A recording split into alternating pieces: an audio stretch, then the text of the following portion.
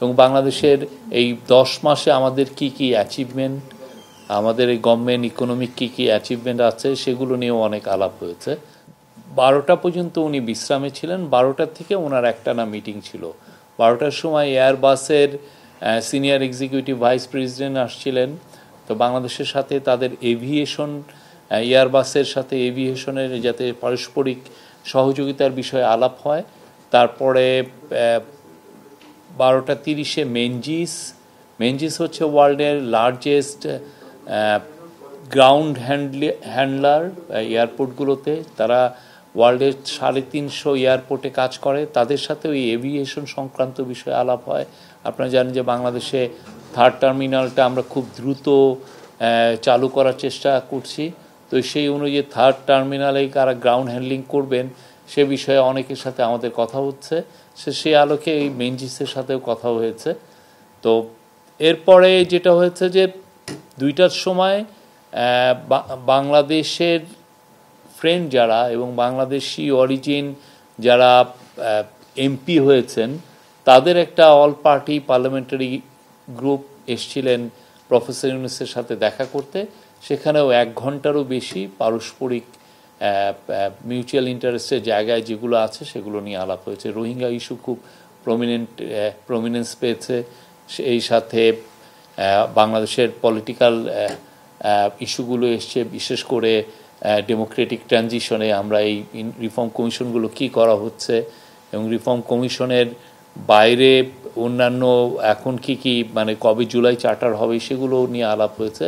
এবং বাংলাদেশের এই 10 মাসে আমাদের কি কি অ্যাচিভমেন্ট, আমাদের এই গভর্নমেন্ট ইকোনমিক কি কি অ্যাচিভমেন্ট আছে সেগুলো নিয়েও অনেক আলাপ হয়েছে। তো এটা খুবই সৌহার্দ্যপূর্ণ আলাপ ছিল। তারা অনেকগুলো কোশ্চেন করেছেন, চিফ অ্যাডভাইজার প্রত্যেকটা কোশ্চেনের উত্তর দিয়েছেন। এবং এরপরে একটু পরে কমনওয়েলথের সেক্রেটারি জেনারেল আসবেন, তার সাথে চিফ অ্যাডভাইজারের একটা মিটিং আছে, এটা 5:30টায় শুরু হবে। তো আজকে এটাই আমাদের কার্যক্রম। একজন করে প্লিজ।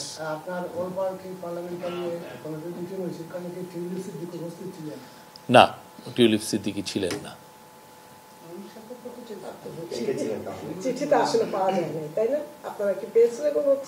আমরা চিঠি পেয়েছি, একটা চিঠি এসছে, তো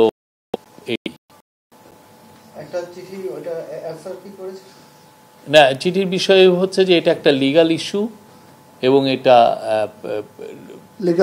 লিগাল ওয়েতে অ্যাড্রেস করা হবে। আগামীকাল আমরা যতটুকু জানি যে গণমাধ্যম এবং এখানে যারা ব্রিটেন এনআরবি আছে তাদের সাথে একটা মিটিং করার কথা ডক্টর মোহাম্মদ ইউনূস সাহেবের, তো ওই বিষয়টা কি আসলে কারা চেঞ্জ হয়েছে?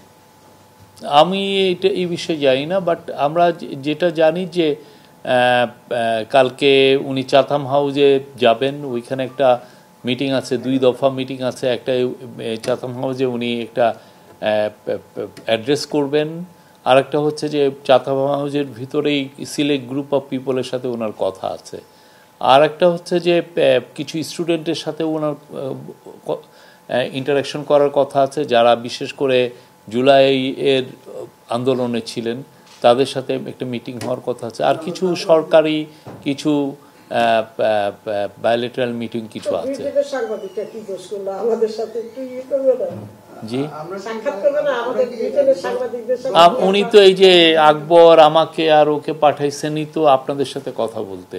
না, আসলে যেটা হচ্ছে মানে মূল আইডিয়াটা হচ্ছে যখন বাংলাদেশ থেকে এখানে কোনো প্রতিনিধি দল আসে সরকারি সফরে, ওটার মূল উদ্দেশ্য তো থাকে হচ্ছে এখানকার ব্রিটিশ গভর্নমেন্টের সঙ্গে এখানকার যেসব মাল্টিলেটারাল অর্গানাইজেশন এবং আরও যারা আছে তাদের সঙ্গে এনগেজ করাটা।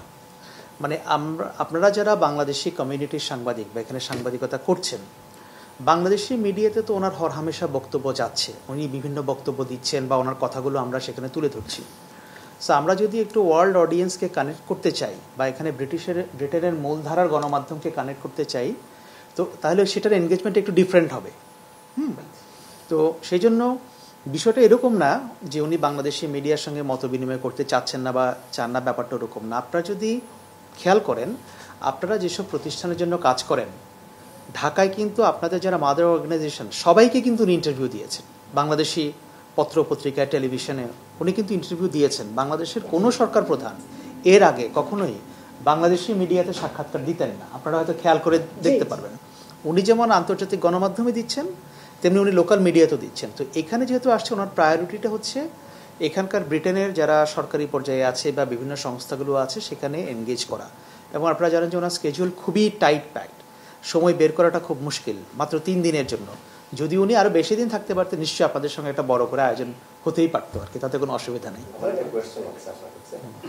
যে ব্রিটিশ প্রধানমন্ত্রী স্যার কিয়ার স্টারমারের সাথে প্রধান উপদেষ্টা মিটিং বা কোনো বৈঠক আছে কিনা, থাকলে সেটা কবে হচ্ছে?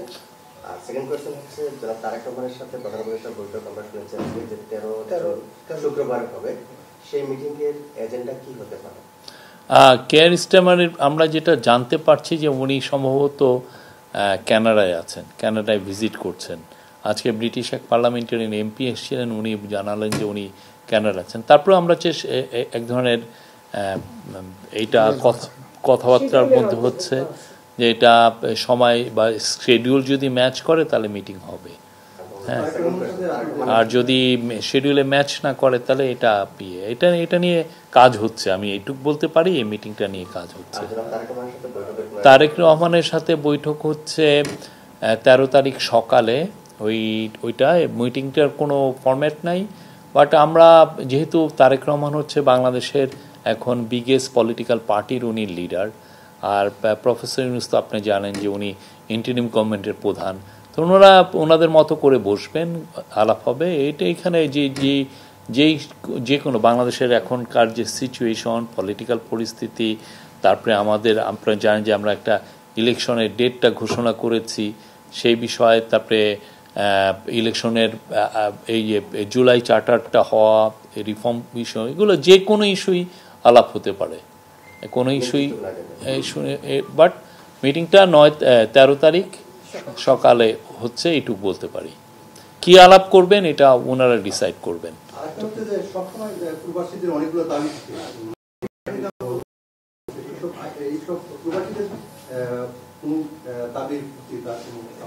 প্রবাসীদের দাবি তো সাধারণত এম্বাসিগুলোই দেখেন। এম্বাসির তরফ থেকে যেগুলো জিনিস ওনাকে জানানো হয় সেগুলোর ব্যাপারে উনি ওয়াকিবহাল থাকেন।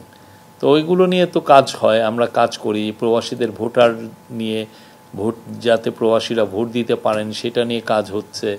তারপরে প্রবাসীদের পাসপোর্ট একটা বড় একটা ইস্যু ছিল, পেন্ডিং থাকতো, এটা অনেক পাসপোর্ট দেওয়া হতো না, সেটা আমরা 4 লক্ষের মতো পাসপোর্ট সবাইকে তাদের পেন্ডিং ছিল সেটা পুরোটা কমপ্লিট করা হয়েছে, দেওয়া হয়ে গেছে সবার কাছে। আর অন্যান্য যেগুলো দিনে আসে ইস্যুগুলো প্রত্যেকটাই তো অ্যাড্রেস করা হয়। আমাদের সাধ্যমতো আমরা চেষ্টা করছি প্রবাসীদের প্রত্যেকটা ইস্যুই যাতে আমরা অ্যাড্রেস করতে পারি।